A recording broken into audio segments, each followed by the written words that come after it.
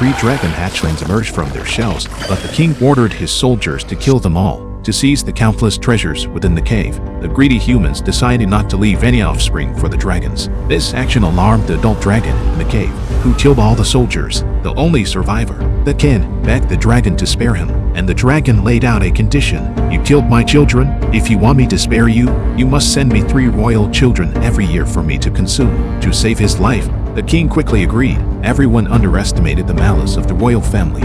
To protect the kingdom from the dragon's attacks, the royal family had the princes marry common girls every year.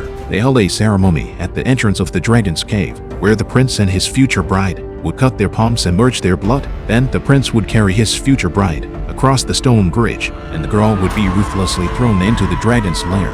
Because her hands were stained with royal blood, the dragon could identify by the scent of the blood, so it always believed that the person thrown into the cave was of royal blood. Year after year, the king deceived the dragon in this way, sacrificing countless common girls. After being thrown into the cave, the girl heard a loud noise echoing through the cave. She saw a flock of birds engulfed in flames screeching out of the darkness. They seemed to have experienced a catastrophe, crashing to the ground with none surviving. The girl was terrified and thought of her mother. At this moment, a voice from within the cave said, "The sins of the royal ancestors must be repaid by their descendants." The girl suddenly understood why the royal family had to choose girls from ordinary families to marry into the royal family. It was to replace royal members as sacrifices. The creatures in the darkness scared her, so she could only run away quickly. The dragon seemed to be toying with her, chasing her with jets of flame.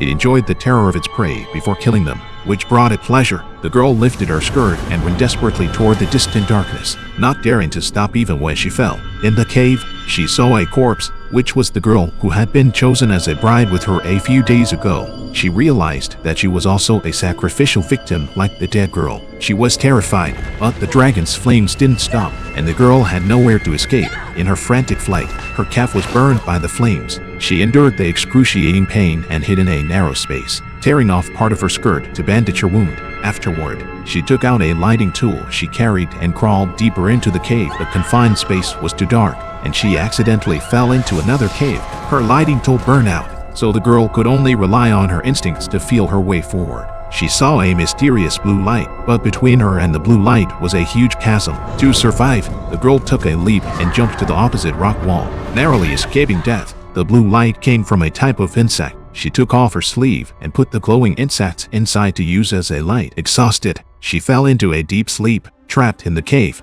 The girl woke up from a nightmare to find her burned left leg covered in a layer of strange blue insects. She quickly tore away the fabric and removed the sticky insects, only to find that the covered wounds had miraculously healed. To prove that these insects had healing properties, the girl placed them on a wound on her arm. Sure enough, the wound healed quickly. The girl became even more determined to escape. To walk more easily, she tore off her skirt hem and soon found an exit. The area around the exit was filled with sharp crystal rocks, and bright, warm sunlight shone outside. She looked down and saw a metal crown on the ground, likely left by a girl who had escaped here. She bandaged her hands and feet and used the metal crown's grip to climb step by step. The crystals were beautiful but sharp. The dragon roared below, its mouth wide open, waiting for her to fall in. But the dragon didn't get its wish. The girl successfully climbed to the exit, but the exit was on a cliff. Behind her was the dragon's lair, and below her was a 10,000-meter cliff. The girl was nearly in despair. She looked at the distant royal castle and waved desperately for help. This time, could the brave girl escape with her life?